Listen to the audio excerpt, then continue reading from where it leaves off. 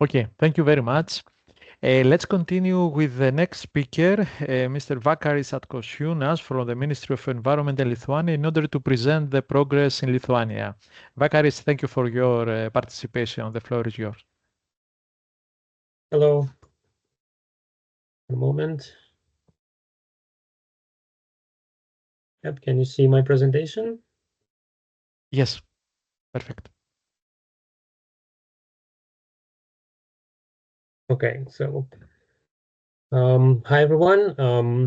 It's great to be here and share the experience of Lithuania on preparing the social climate plan.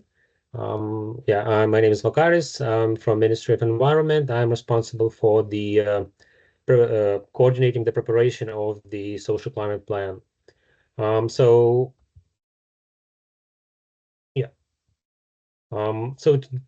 Today I'll walk you through how we're tackling the three main discussion points proposed in the agenda.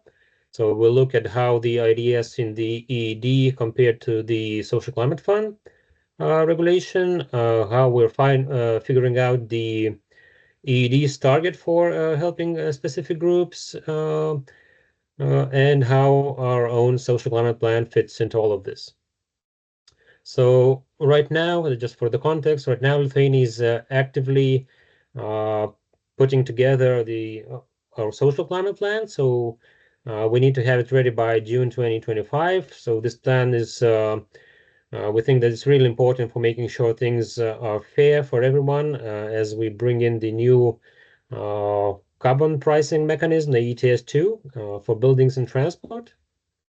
So we're not starting from scratch. We're building on plans that we already have. So, of course, the NECP and our long-term renovation strategy. We're also mixing in new requirements from the Social Climate Fund regulation and the EED. And we have a special team, a working group from various ministries working on the preparation of the Social Climate Plan. Okay, so the first question was what's the difference between energy poverty in the EED and the vulnerability in the Social Climate Fund? So basically, in the EED, mainly talks about the energy poverty, so people who cannot afford to keep their homes warm enough, or often because of low income or high energy bills, or living in poorly insulated buildings. So EED wants us to focus on helping these energy poor households, vulnerable customers, low-income families. In the SCF, we believe that SCF regulation uses a wider term, vulnerability. So this is specifically tied to the impact of the new carbon pricing mechanism, the ETS2, and it includes not just the energy poor households, but also lower middle income families who feel the effects of ETS2 prices and don't have the capability to make changes and adapt. So like renovating their homes or getting a more efficient car.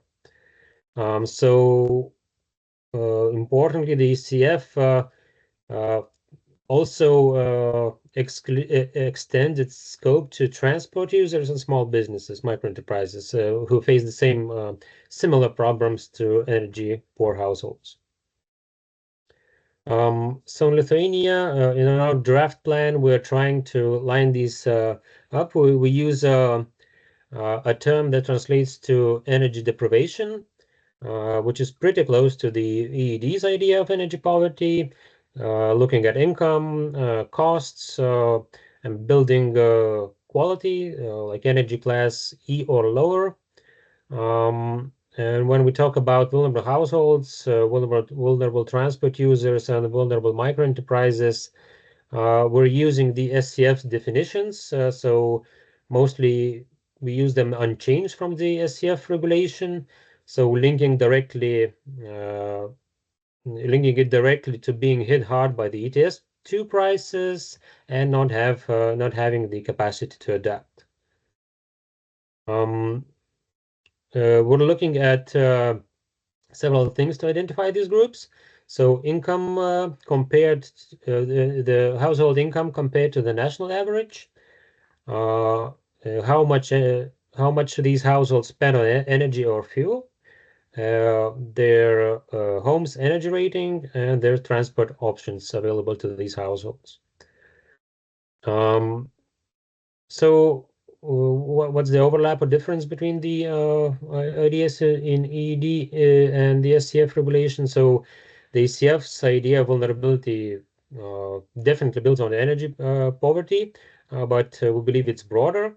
It specifically adds the ETS2 impacts and the crucial point about whether people can afford to make the change.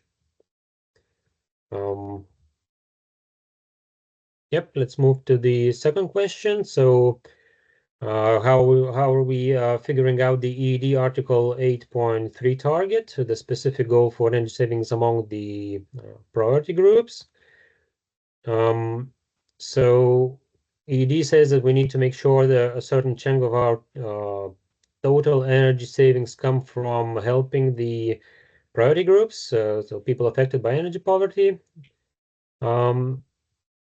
So in Lithuania, we're working on figuring out this right now, how to focus on these vulnerable groups. So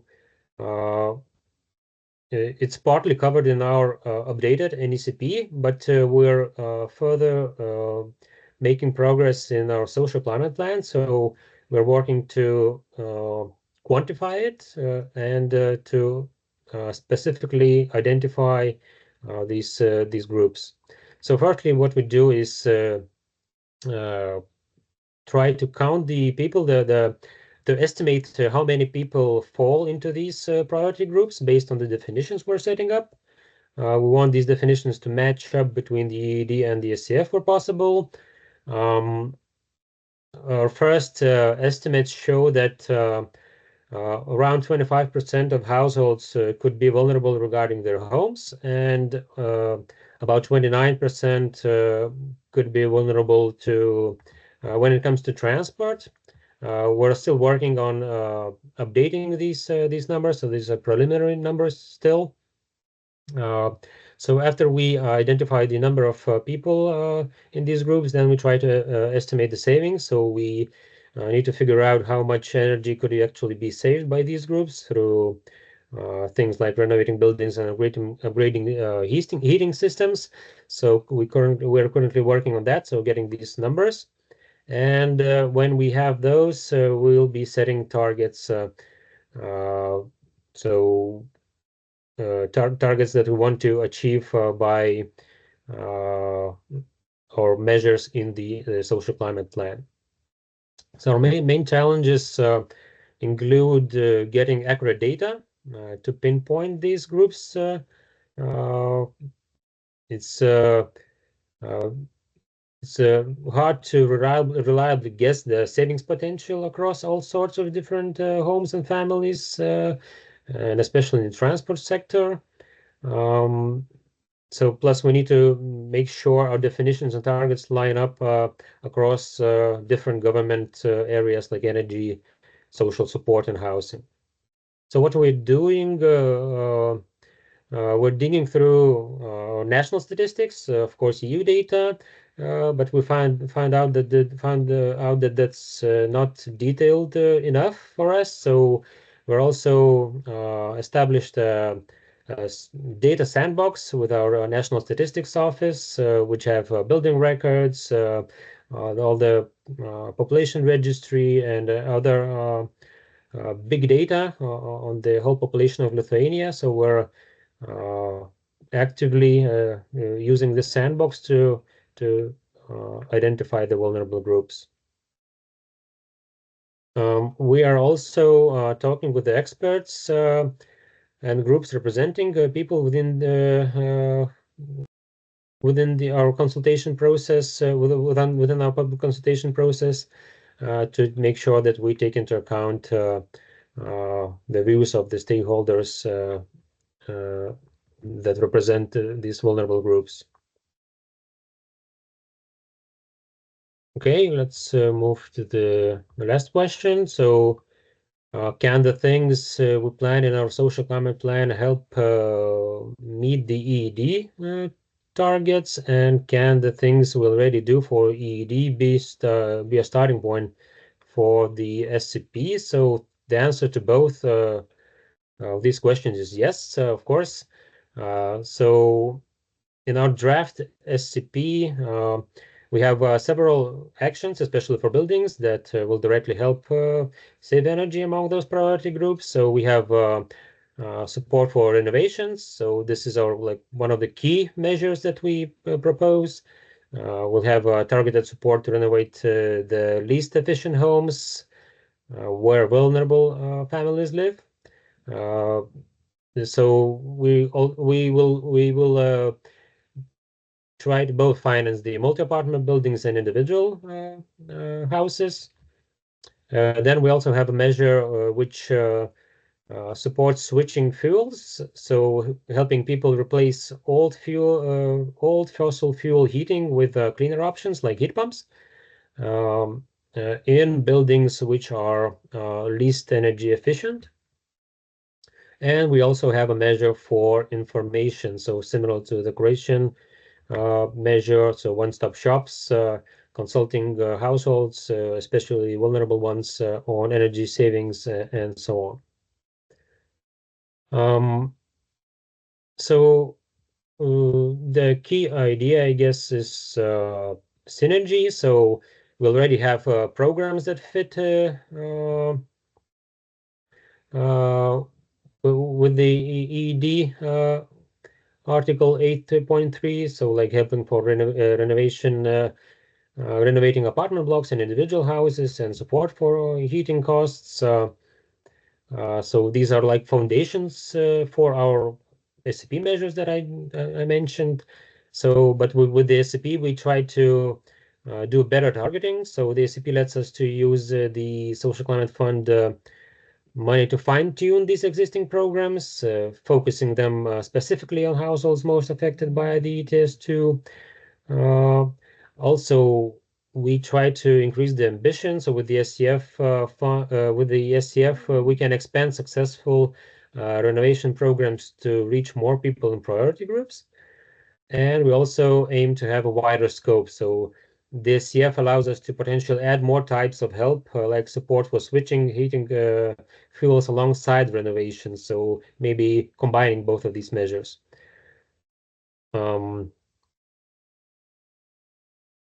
Yeah, so as I mentioned, so we try to not to build everything from scratch, but we try to use the experience that we have with existing programs and just expand them, and then use the work that has been done before.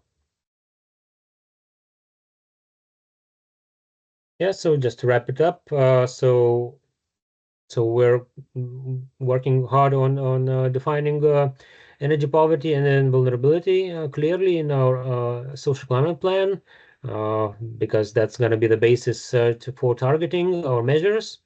So our plan SCP actions, especially helping vulnerable households to renovate and become energy efficient, will directly help us meet the EED Article 8.3 savings target.